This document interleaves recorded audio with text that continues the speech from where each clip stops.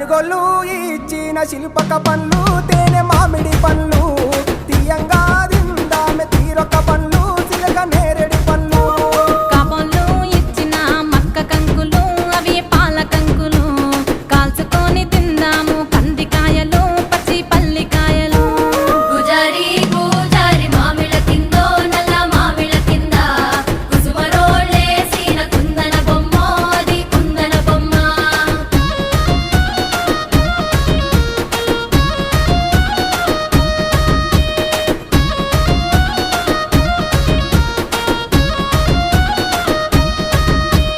బెస్తోలు పెట్టిన పచ్చి చేపలు అవి వట్టి చేపలు